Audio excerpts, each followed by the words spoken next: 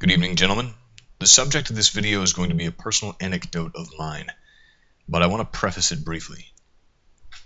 As you know, unlike the depiction of MGTOW by idiot publications like the Huffington Post, many MGTOWs are not the neck-bearded man-boys that the blue-pill mainstream media would have the public believe. Many of us are happy, driven, purposeful, and independent.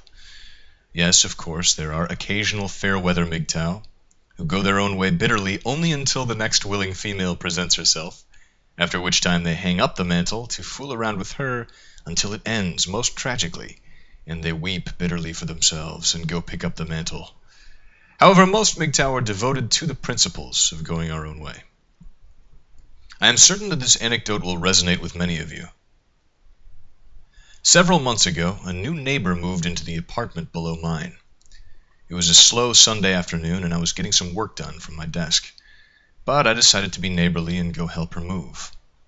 When I met her, I thought she was very sexy, and it turned out she was my age, 25. We got to talking, and she seemed so sweet and innocent. I helped her move all of her shit into her place. When we finished, it was early evening, and I was eager to get back to my work. I bid her good evening. She stopped me gently and asked if I would join her for a bottle of wine in her apartment, a reward for my help. I politely declined and headed back up to my apartment. 2 days later, at 5:30 in the morning, I heard a sharp rapping on my door. It was the persistent kind, the kind that wouldn't go away. I sleep naked, so I had to get up and pull on some clothes. I walked over and opened the door. There she was. She had clearly been crying, and mascara had sort of, I guess, fallen down her face in rivulets, leaving that mark. "My boyfriend left me," she said in between dry heaves, and collapsed right into my arms. If I hadn't caught her, I'm pretty sure she would have fallen right onto the ground, and this made me laugh in a sort of wildly inappropriate fashion. To my surprise, she looked up into my eyes with this strange glint of almost feral approval, which was, of course, quickly replaced by doe-eyed innocence and tears. "May I come in? I don't know anyone around here, and you're so kind," she asked. Now, men, I was still groggy, and my politeness overcame my better judgment, so I let her in. She immediately walked over and bent down, seeming to struggle with plugging in her iPhone charger to one of my wall outlets. She knelt there for a full 20 seconds in the perfect position for me to do her doggy style, her cut-off jeans wagging back and forth just so. I admit I felt a pretty strong lust for her then. I asked if she wanted some coffee. I wanted to distract myself. So she said yeah, and I went and brewed a cup of coffee for myself and one for her. Now, I still had a few hours before I had to be in the office, so I decided to read the Wall Street Journal, which is what I usually do if I wake up too early in the morning and don't feel like going back to sleep. I made sure she was okay. I gave her a cup of coffee, but I also told her that while she could stay here as long as she felt like, I was going to follow my normal morning routine and then head off to work, after which time, of course, she would have to leave. She kept trying to get my attention, which was understandable, but I ignored her. At first, she seemed angry that I wouldn't listen to her vent about her recent breakup, which again that's understandable. Except that moments later, when I wasn't really paying attention and was reading the Wall Street Journal, she started shoving photos in my face from her newly charged iPhone. I managed to look at one of them, and it was her on a stripper pole. "I'm a stripper, did I tell you that?" she asked. "No," I said. She sidled up next to me on my couch, and in seconds her hand was traveling up my leg. I didn't know her, and by this point a half hour of being awake combined with the power of coffee had me thinking straight.